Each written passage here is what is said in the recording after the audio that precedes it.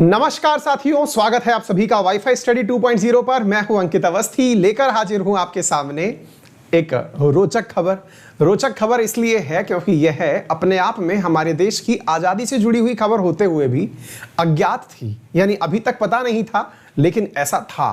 तो ऐसी बात के बारे में आज हम साथ में आपके जुड़े हुए हैं एक ऐसी ही घटना का विश्लेषण करने के लिए। आपने जैसा मेरे साथ लिखा हुआ देखा कि हाल ही के अंदर दिल्ली में एक रहस्यमय गुफा का पता चला है, टनल का पता चला है।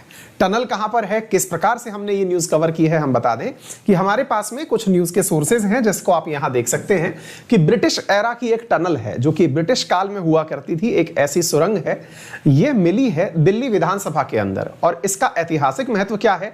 महत्व ये है कि यहाँ के लोगों का मानना है, या फिर जिस जगह पर ये मिली है वो है दिल्ली लेजिस्लेटिव, यहाँ पे जो दिल्ली की विधानसभा है, और दिल्ली की विधानसभा के स्पीकर का मानना है कि इस सुरंग का उपयोग क्रांतिकारियों को फांसी की सजा देने के लिए लाल किले तक ले जाने के लिए किया जाता था। यानी कि लाल किला और जो दिल्ली की विधानसभा है इनके बीच में एक गुप्त सुरंग थी। तो क्या है ये पूरी न्यूज़, आइए हम चर्चा विश्लेषण रूप से करते हैं। साथियों, जैसा कि आप सभी मेरे साथ में यहाँ देख रहे हैं, ये कुछ तमाम फोटोज हैं। ये फोटोज कहाँ की हैं? तो ये दिल्ली विधानसभा की फोटो है। दिल्ली विधानसभा, वही विधानसभा जहाँ पर केजरीवाल सरकार बैठती है, वही विधानसभा जहाँ पर 70 विधायक बैठते हैं। विधानसभा होती है तो विधानसभा का स्पीकर भी होता है जो कि बीच में बैठता है। आपको यहाँ पर सीट दिखाई गई है। तो यहाँ पर इसी प्रेमाइसेस के अंदर आप इस जगह को देख सकते हैं। ये कुछ इस प्रकार का ओपन करता हुआ एक वो बनाया गया है, ढक्कन सा आप देख पा रहे हैं, जिसे ओपन करने के बाद में कुछ इस प्रकार के नज़ारे दिखाई पड़ते हैं। अंदर की तरफ जाने पर कुछ इस तरह की चीजें दिखाई पड़ती हैं। अगर आप यहाँ पर इसे देखें तो ये दिल्ली विधानसभा का फ्रंट है, और जब आप अंदर की तरफ एंट्री करते हैं तो ये विधायकों की बैठने की जगह है। जब आप यहां पर इस कालीन को हटाकर देखते हैं तो आप इसे देखें, इस कालीन के अंदर, कालीन को हटाने के बाद यहां एक ढक्कन है। ढक्कन हटाया उसके बाद में साथियों यहां पर बनी हुई है एक टनल। ये आप टनल देख रहे हैं और टनल के अंदर के नज़ारे देख रहे हैं। माना जाता है कि यह टनल जो है ये यहां से निकल करके लाल किले तक जाया करती थी। यानी कि ये लेजिस्लेटिव असेंबली को लाल किले से जोड़ने के लिए बनाई हुई सुरंग थी। अनुमानित है कि इसकी लंबाई 7 किलोमीटर के आसपास है। यह टनल का एक सिरा जो आपने देखा ये तो दिल्ली विधानसभा में है, दूसरा सिरा इसका लाल किले में है, ऐसा माना जा रहा है।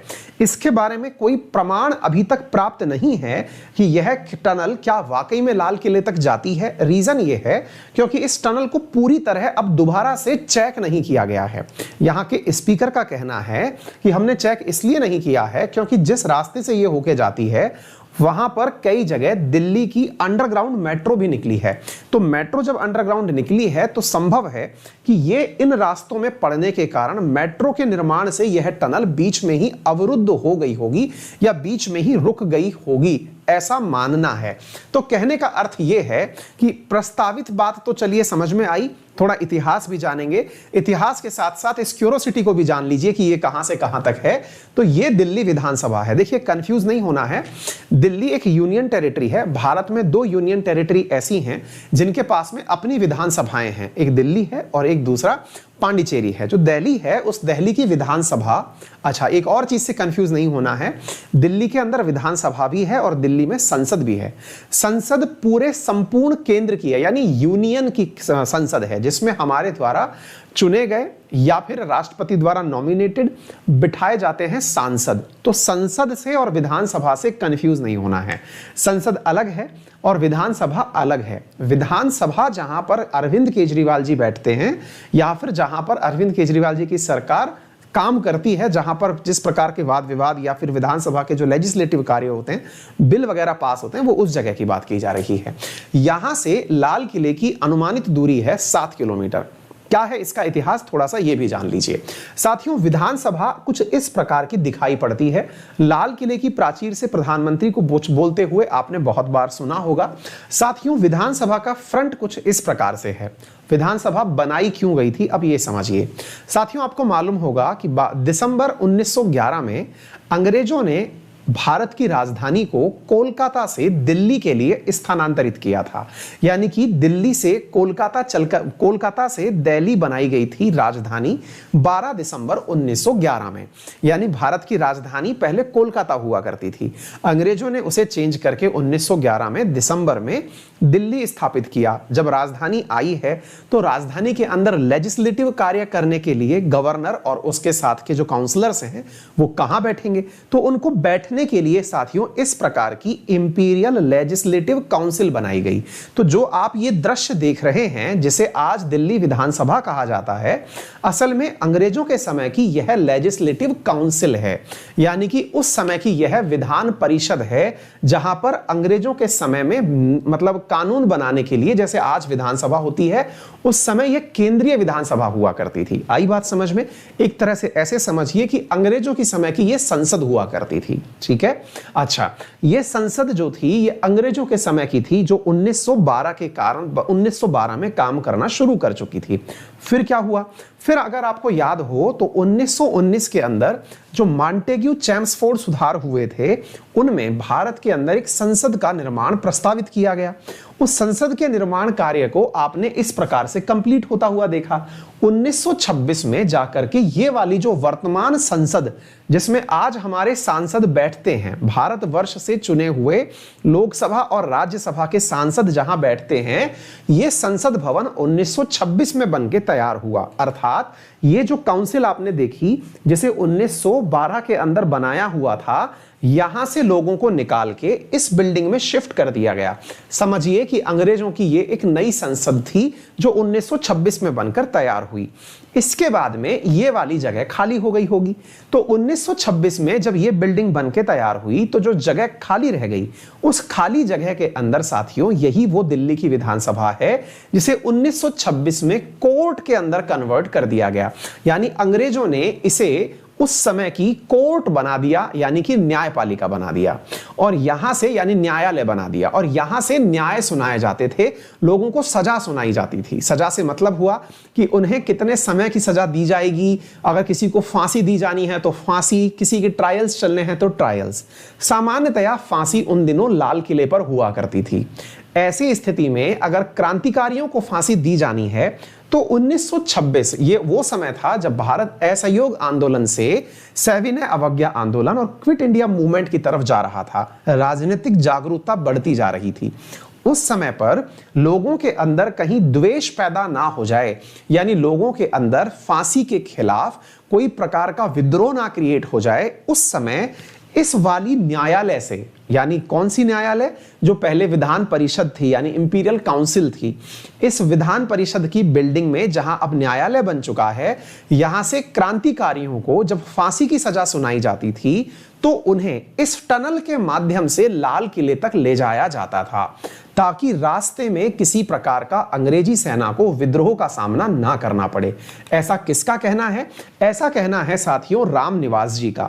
ये रामनिवास जी कौन है? ये हैं दिल्ली लेजिस्लेटिव असेंबली के स्पीकर, यानी कि ये वर्तमान में यहां पर स्पीकर के पद पर हैं। इन्होंने जो रिपोर्ट दी, इन्होंने ही ये जानकारी उपलब्ध कराई है टनल के बारे में। इन्होंने कहा कि ये पहली बार 1993 के अंदर एक विधायक बन के आए थे। जब विधायक बन के आए थे तब इन्होंने विधानसभा के अंदर ये बहुत सुर्खी सुनी थी कि इस विधानसभा से कोई सुरंग निकलती है जो लाल किले तक जाती है। ये क्यूरोसिटी इनके दिमाग में तब से बनी हुई थी, आज जाके शांत हुई है जब इन्होंने इसका पता लगवा ही लिया अपनी एजेंसीज को बोल करके कि मालूम करो इसके अंदर क्या कुछ है। तो साथियों इन्होंने कहा कि हमें ये सुरंग मिली और हम इस सुरंग को देख तो चुके हैं, लेकिन हम इसे आर पार चेक नहीं करना चाहते कि ये यहां से निकल करके लाल किले तक जाती है या नहीं। रीजन है क्योंकि ये रास्ते में कहीं ना कहीं अब ब्लॉक हो चुकी होगी। बहुत सारी सीवर लाइन दिल्ली के अंदर बनी हुई हैं, हो सकता है कि सीवर लाइंस का पानी इसमें आ गया हो। हम ये मानते हैं कि ये वो चीज है जहां से क्रांतिकारियों को ले जाया जाता था। ऐसी स्थिति में क्रांतिकारियों को जब लाल किले पर ले जाया जाता था फांसी देने के लिए, तो स्थितियों को निपटाने के लिए या समझने के लिए अंग्रेजों के द्वारा इसका उपयोग किया जाता था। अब चूंकि भारत अपनी आजादी का अमृत महोत्सव मना रहा है, तो हमारा उद्देश्य है कि 75वीं वर्षगांठ से आजादी के 76वीं वर्षगांठ के बीच में इसे मरम्मत करा करके भारत के लोगों के लिए खोला जाए, ताकि वो लोग आकर देखें और ये समझें कि हमारे क्रांतिकारियों ने कितने कष्ट सहे हैं। यानी कि इसका उपयोग लोगों के अंदर देश प्रेम की भावना को बढ़ाने के लिए किया जाएगा, ऐसा इनका कहना है। लेकिन साथियों, जब इतिहास की घटनाएं होती हैं तो उसमें अपने अपने इंटरप्रिटेशंस होते हैं। इसमें ही एक और व्यक्ति हैं जो कि एक हिस्टोरियन है, उनका नाम है विलियम डार्लिम्पल।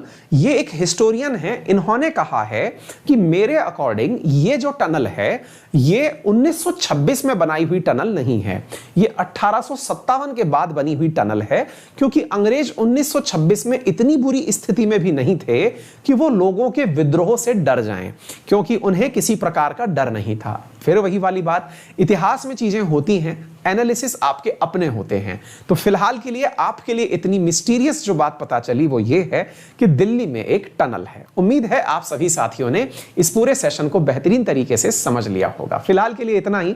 यदि आप चाहते हैं मेरे साथ में जुड़ करके पढ़ना तो रोजाना आपके लिए special classes free of cost Unacademy पर होती है। कल सुबह 9 बजे आर्टिकल की क्लास है, जहां पर मैं इंपॉर्टेंट आर्टिकल्स आपको लर्न कराऊंगा क्लास में। आप जरूर पहुंचें। फ्री ऑफ कॉस्ट क्लास है अनअकैडमी के एप्लीकेशन पर, आप उसे ज्वाइन करें। यदि आप चाहते हैं पेड कोर्सेज मेरे साथ पढ़ना तो एसएससी और यूपीएससी दोनों ही जगह, आप जिस भी जगह पढ़ना चाहें, आप मेरा रेफरल यूज करके कोड 10% का डिस्काउंट प्राप्त कर सकते हैं। यूपीएससी में प्रीलिम्स ओरिएंटेड एकदम टारगेट बैच चल रहा है, जिसकी कीमत 13,500 है आफ्टर यूजिंग रेफरल कोड अंकित 10।